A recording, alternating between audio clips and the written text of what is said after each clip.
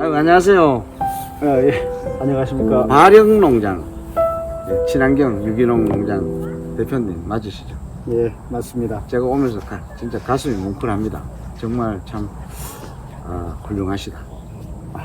우리 농장 소개 한 번만 좀. 성함도 모르고 우리 대표님. 예, 저는 여기 규례정원 발영을 운영하는 그 농장지기 강성길입니다. 예, 원래 이제 제주도 토박이긴 한데 직장 생활을 한 26년 중에 17년을 서울에 사다가 4년 전에 은퇴하고 여기에 내려와서 이제 4년 전부터 본격적으로 유기농 노지감귤 체험 운영장을 만들어서 운영을 하고 있습니다. 아유, 정말 참 유기농 이게 감귤을 유기농으로 재배한다는 게 정말 어렵다고 난 알고 있거든요. 네, 쉽진 않죠. 일단 기본적으로 농사가 이제 외부 자원, 화학농약이나 이제 화학비료를 이용해서 생산량도 이제 극대화시키고 병해충 방제도 이렇게 수월하게 할 수 있지만은 이 친환경 유기농 농법이라는 게 사실상 기후에 의존해야 되고 그리고 이제 자연에 의존해야 되기 때문에 인위적으로 어떻게 이제 그거를 이제 막아보겠다. 그건 굉장히 쉽지가 않습니다. 하지만 이 전업농이 돼가지고 이 자연에 녹아들면 자연과 조화로운 자연의 섭리를 느끼게 되면은 이게 굉장히 일반 이제 화학농약이나 화학비료 사용한 것보다 더 보람 있고 일도 재밌다고 생각이 들어져요. 그렇죠. 참 어떨 때는 아마 이 유기농으로 친환경으로 하다 보면은 제품이 일반 이제 화학 비료를 쓰고 막 이제 그렇게 했을 때 제품 이 외관상 볼 때는 상당히 차이가 나잖아요. 네. 그러나 깠을 때 감귤을 깠을 때 껍질도 얇고 유기농은 당도도 높고 또 특히 우리 또 강 대표님 같은 경우는 바닷물을 이용한 미네랄투에서 감귤 당도를 끌어올리는 그런 또 기법. 우리 강 대표님만큼 이 특수한 농법을 해서 참 이 시민들 관광객들이 막 구석구석에 제가 아까 보니까 그네도 있고 레일도 있고 야, 이 4년 만에 이 큰 농장에서 이렇게 한다는 게 잠은 언제 주무십니까? 저희는 조금 이제 게으른 농부 축에 들어가요. 아유, 그래서 해농부 보니까 게으른 농부가 아닌데. 아침도 한 8시 넘어서 이제 농장에 오고 저녁에 이제 4시 반에 체험 마감하면은 한 정리해서 한 5, 6시면은 이제 집에 가는데 첫 번째는 어쨌든 간에 이제 직장 생활 하듯이 자기 사업장을 만들었기 때문에 사업장의 어떤 출퇴근 개념으로 이렇게 일하다 보면은 자기 것이 되고 그게 대해서 조금 시간을 자기 마음대로 농사라는 게 컨트롤도 되고 하니까 이 다른 이제 지금 부모님들 세대처럼 그렇게 동터 가지고 새벽에 일하러 가고 어두울 때까지 일하고 점심도 제대로 이렇게 먹는 둥 마는 둥 하고 이제 하는 모습들을 봤기 때문에 그렇게는 일하지 말자. 그래서 뭐 게으른 농부라기보다도 이 시간 관리라든가 이 농장 관리에 좀 여유로움과 내가 이제 원하는 방향으로 가고자 하는 부분이 있기 때문에 그렇게 이제 주변에서 볼 때 내가 너무 이제 바쁘게 사는 거 아니야 하는데 천만의 말씀입니다. 와서 직접 보시면은 전혀 다를 겁니다. 그러니까 뭐 한마디로 말해서 즐겁게 그렇죠. 즐겁게 손님들도 와서 내 농장에 와서 같이 대화하고 네. 또 이 지구를 아끼는 마음 또 홍보도 하시고 그죠? 참 여러 가지로 또 사모님도 보니까 아까 홍보관에서 설명하시는데 참 말씀도 잘하시고 정말 참 우리 두 분이 뭔가 이게 참 이 농장에 그렇게 애정이 없으면은 그렇게 못 하거든요. 저는 참 가슴이 뭉클합니다, 사실. 뭐 막 질문하고 싶은 게 오늘 밤새도록 하고 싶은데도 뭐 우리 또 대표님 또 피곤하시고 한데 참 안타까운 점이 제가 지금 이제 유기농 친환경 농사를 감귤이나 사과나 이런 거 하지 않습니까? 지금 사과는 전 대한민국에 없습니다. 유기농 친환경 하는 데서 사과는 흑점무늬. 왜냐하면 사과를 흑점무늬병 있는 걸 학교급식 가져가면 안 받아요. 안 그렇겠습니까? 무슨 병이 있었던 거가 죽는 거다 이래 생각하나. 그건 또 시간이 지나면 아까 대표님 말씀 흑점무늬병은 정상적인 과에서 껍질만 형성되는 거고 그다음부터 그 병기는 다 소멸되는 거지 않습니까? 단 개들을 방어할 수 있는 예를 들어서 그런 유기농 자재 이런 게 있다라면 제주도에서 기술센터나 이런 데서 지원을 안 해주던가요? 기술센터 농업기술원을 이제 뭐 회의도 하고 교육도 많이 받으러 한 3, 4년 진짜 부지런히 교육이랑 교육 뭐 이렇게 그 뭐가 이제 제도라든가 뭐 지원 사업 나오면은 부지런히 이제 발이 닳도록 다녀봤는데 이 친환경에 대한 인식 그 자체가 아직은 갈 길이 멀다. 이제 공무원 관료 사회라는 게 그러니까 우리가 친환경으로 가는 친환경 농가의 한 절반 정도 못 따라가고 있지 않나 그런 생각이 들어지고 그런 이제 병에 대한 이제 방제에 대한 이제 지원 부분 역시도 기존에 했던 그 액비라든가 미생물 그 정도 수준에서 머물러 있고 단지 이제 농사 기술 교육을 통해 가지고 좀 더 이렇게 그 방제 기술을 교육하는 부분이 있는데 아직도 기존 방식을 벗어나지 못하고 있더라. 그리고 이제 저는 이제 솔직히 뭐 흑점병이든 뭐 더덩이병이든 우리 감귤이 이제 그 뭐 총체벌러나 등등 이제 병이나 이제 병해충들이 어느 정도 있는데 저는 이제 자연이 그거를 해결한다고 믿고 있어요. 실제 해보니까 풀을 이제 초생재배법이라고 해서 풀을 키우는 농법인데 그 가장 중요한 초생재배법의 가장 중요한 게 식물종 다양성이에요. 24종의 이상 풀이 들어왔을 때는 다양한 이제 천적 곤충이라든가 천적 벌레 그리고 천적 이제 균들이 서로 조화롭게 들어와서 아주 그 어느 한 병을 밀도가 높게끔 만들질 않아요. 그리고 풀을 어느 정도 키우다 보면 각종의 다양한 종의 풀이 들어오면은 풀 속에는 다양한 미네랄이 풀마다 갖고 있는 성질이 다 틀려요.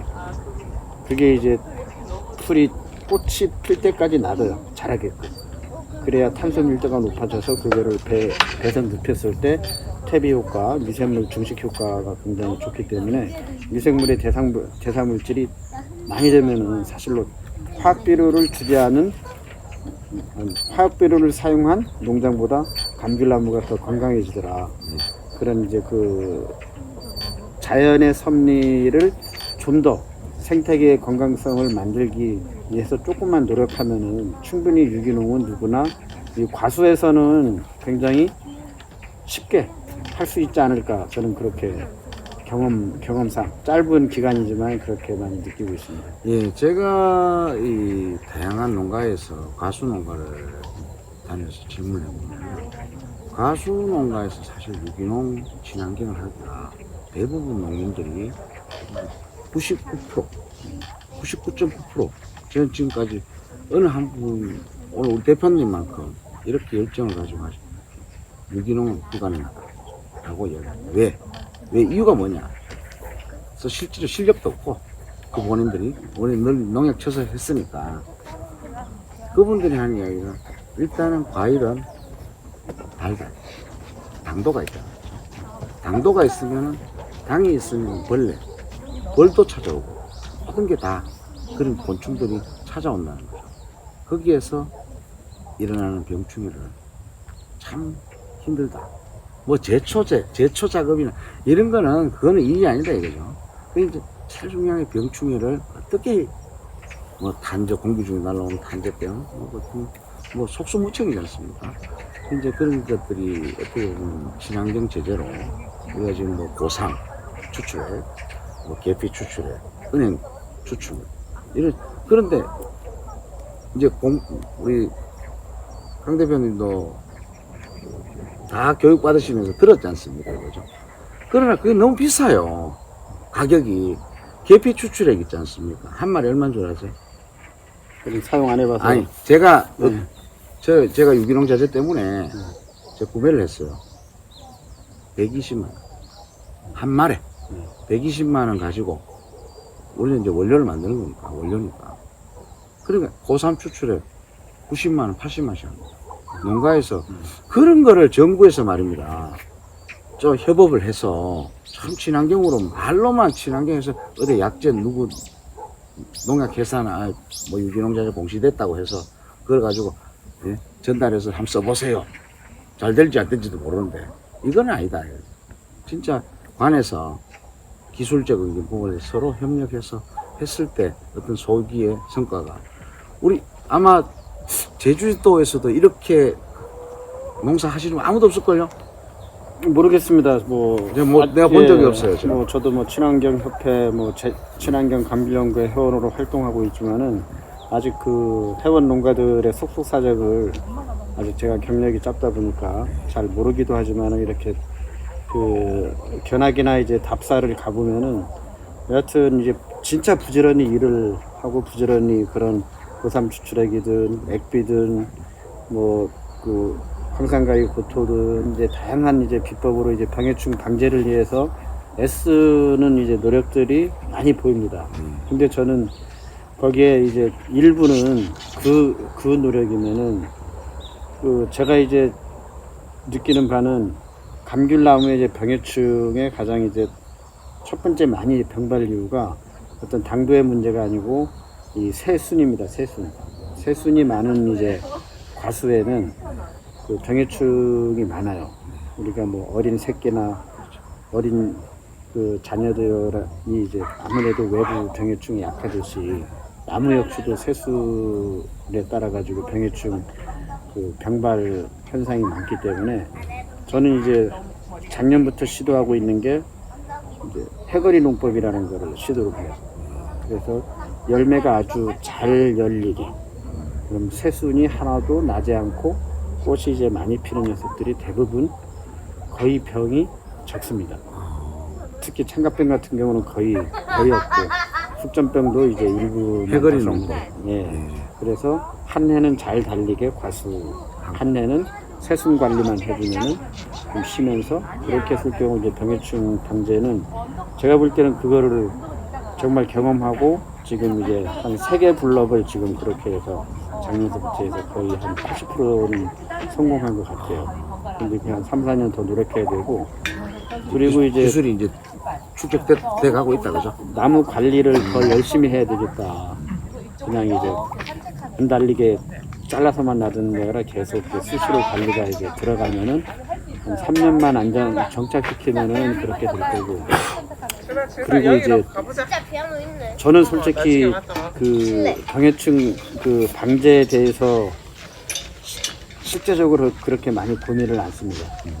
저는 이제 그 서두에서 말씀드렸지만은 이 지구라는 생태계는 조화롭게 다 자연의 섭리에 따라 움직이게 돼 있어요. 그래서 여기 뒤에 보시면은 메리골드 꽃이 피어 있고 저기 그 산책길 하면은 황화코스모스 길이 있고요. 황화코스모스 길 지나면은 제일 끝에 구절초 꽃길이 한 100m 이렇게 쭉 있습니다. 이런 그 천적 기피식물들도 활용하면 좋습니다. 고삼 자리공 추출액으로 방제하는 것도 좋지만은 그런 이제 허브 식물이라든가 이런 구절초 같은 경우는 이제 진딧벌이 많이 서식하거든요.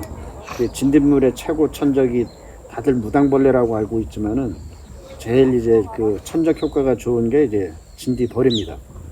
그래서 진딧벌이 많이 서식하는 데가 이제 구절초고 구절초는 그런 이제 그 천적 식물의 효과도 있지만은 경관자원으로 굉장히 좋습니다.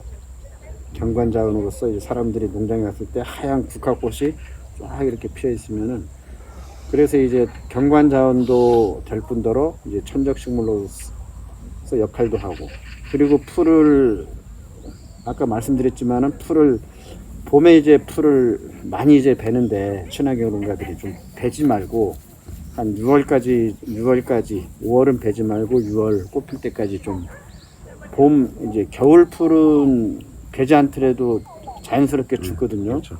근데 이제 5월 초 되면은 진딧물이 창굴을 하기 시작해요. 근데 되게 풀을 그때 베요.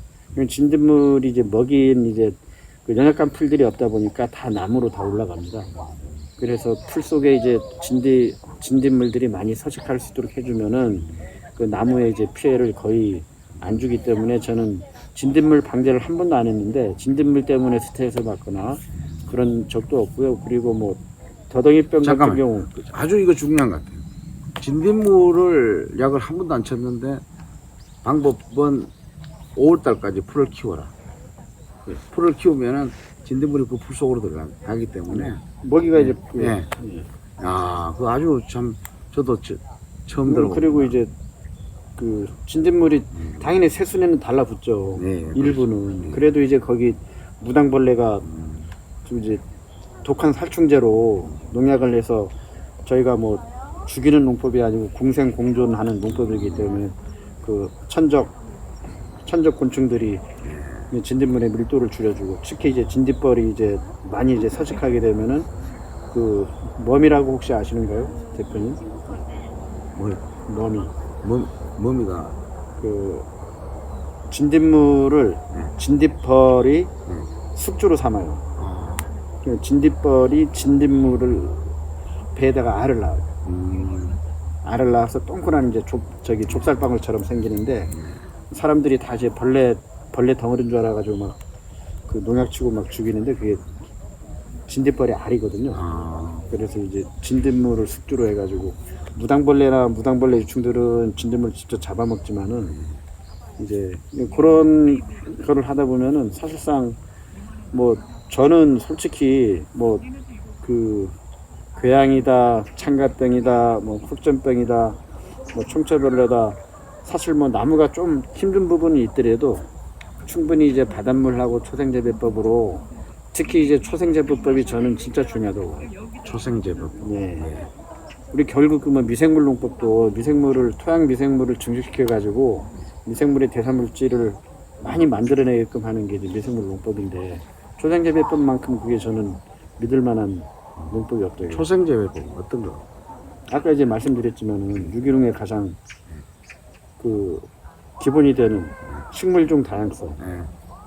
24종의 식물 다양성을 식물종 다양성과 풀을 벨 때 네. 제초제를 사용 안 하면 초생재배법으로 착각하는 분들이 좀 계신데 뭐 초생재배법을 제대로 잘 이제 실현하는 분도 있고 근데 풀을 자주 제초제 않고 풀을 살려서 이제 배면은 초생재배법이라고 이해하는 분들이 계신데 그거는 일부밖에 사실 제초제 성분만 이 토양에 안 들어가게 하는 그거지 식물의 효과를 이제 누리지 못하고 있다. 그러니까 쉽게 말해서 이제 과일이나 나무에 피해를 줄 수 있는 거를 초생재배법으로 그 방어를 시키는. 그거는 이제 어떤 뭐 천적 이제 벌레들이 이제 서식처를 이제 마련하는 공간이기도 하지만은 제일 중요한 거는 풀이 우리가 이제 그 유기질 비료를 많이 권장하잖아요.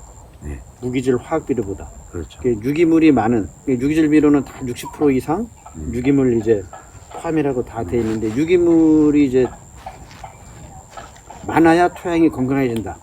유기질 비료 파는 회사도 유기물 몇 프로 이상 그거를 이제 강조하는데 유기가 그 탄소잖아요. 탄소. 응? 탄소가 있으면 유기물이고 탄소가 없으면 무기물인데 탄소를 많이 주려면 첫 번째 뭐 깻묵이라든가 뭐 그런 뭐 콩 유채 이제 그런 줄기 이제 수확한 다음에 덮기도 하지만은 가장 이제 유기물이 많은 거는 나무입니다. 나무. 특히 참나무 같은 경우는 탄소 밀도가 제일 높아서 뭐 수스로 효과도 좋고 우리 감귤나무도 굉장히 탄소 밀도가 높은 이제 나무 중에 단단함이죠. 단단할수록 탄소 밀도가 높아서 탄소 함유량이 높아요. 그러면 이제 스스로 쓰면은 효과도 좋은데 그 유기물 함량을 높이려면 그런 톱밥이라든가 나무 파쇄목 들어가면은 최고 좋겠죠. 근데 그거는 수시로 공급하기 어렵기 때문에 가장 이제 좋은 게 자기 농장에서 나오는 그게 생태순환 농법하고 이제 같이 결부되는데 농장에서 나오는 풀을 활용하는 게 좋다 이거죠.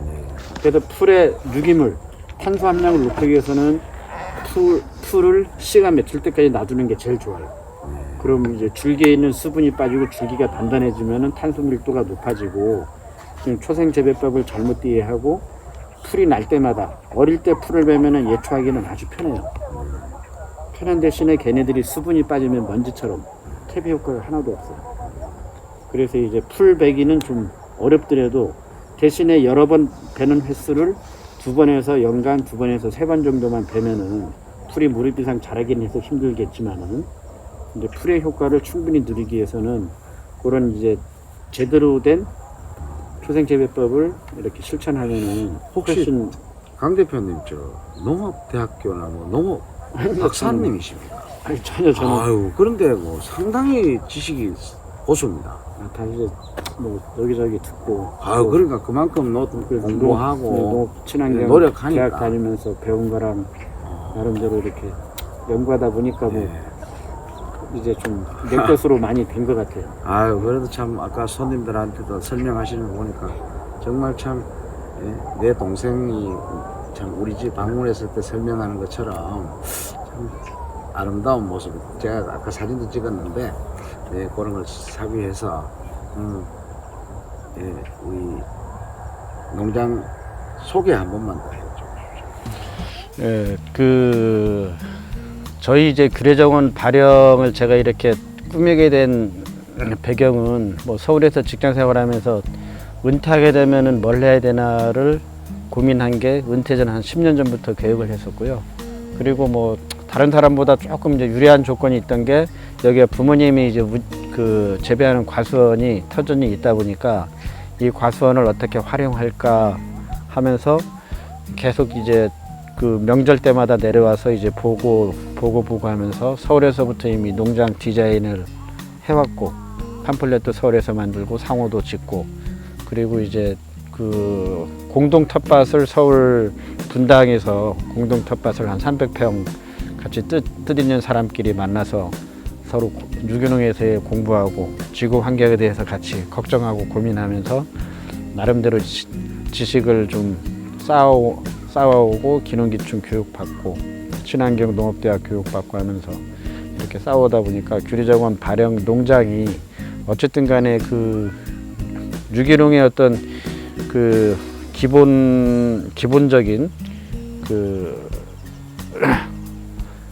방침대로 운영이 되고 있어 가지고 저희 농장에 이제 방문하시는 분들이 저희 이제 우리 딸이 영상 만들었지만은 그 영상 보고 저희가 체험 설명 이렇게 해줌으로 인해서 친환경에 대한 인식의 폭도 넓어지고 그리고 친환경 농산물에 대한 소비 인식도 굉장히 높아지고 있는 부분을 저는 참 뿌듯하게 생각하고 또 저희 농장을 응원해 주시는 분들이 대부분 이제 친환경 이제 농산물에 대한 굉장히 이제 자부심을 갖고 있습니다.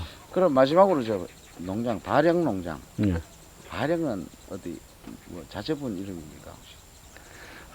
저희 이제 팜플렛에 발령의 뜻이 이제 설명되어 있는데요. 발령은 이제 제주도 말입니다. 제주도 말이고 여기 그 조천읍 서늘리 이 땅이 옛날에 발령이라는 지명도 갖고 있었다고 해요. 제가 이제 상호 명칭을 지을 때 찾다 보니까 이제 발령이라는 옛 지명도 있더라는데 여기 동네 사람들은 잘 모르고 계시더라고요. 제가 계속 이 발령이라 이름이 하도 예뻐서 예. 혹시 자녀분 이름을 따서 했나 해도 이 발령 농장은 이 마을 이름이 옛 마을 이름을 따서 발령 농장으로 대표님 하시는 거 맞죠? 그거는 일부고요. 일부. 발령의 뜻이 굉장히 좋아요. 발령 이 용어 자체가 아름답다고 뭐 영스럽다고 하는 분도 계시지만은 그 제주도 말인데 제주도는 화산 폭발하면서 중산간 불악이 굉장히 농사짓기 어려운 척박한 땅입니다. 대부분. 근데 현무암 돌덩이는 너무 많아요. 그래 마을 공동체에서 그 현무암 돌덩이를 다 울타리를 만들어 가지고 마을에서 키우던 소나 말들을 다 거기다 몰아넣어 가지고 1년 2년 거기서 땅을 밟게 하고 똥오줌 싸게 하면서 배설물들이 쌓이고 쌓여서 농사 지을 수 있는 비옥한 땅으로 만들어가는 과정을 발령한다라고 그래요. 동사형이에요. 발령한다. 그래서 이게 뭐 자연농법의 원조고 선조들의 지혜가 담긴 유기농의 원조가 아닌가. 그 뜻을 실천하고자 노력하고 있습니다. 아유 정말 진짜 훌륭하십니다. 아유 오늘 제가 너무 참 뭐 많은 귀한 시간 떼쓰고 정말 관계